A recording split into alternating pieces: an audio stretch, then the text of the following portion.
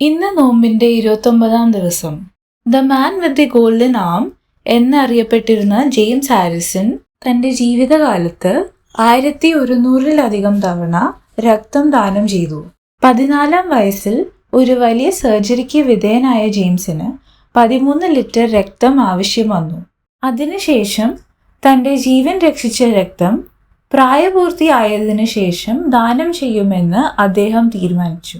അദ്ദേഹത്തിന്റെ രക്തത്തിലുണ്ടായിരുന്ന anti-D antibody നവജാത ശിശുക്കൾക്ക് ഉണ്ടാകുന്ന ഹീമോലിറ്റിക് അസുഖം തടയാൻ കഴിയുമായിരുന്നു.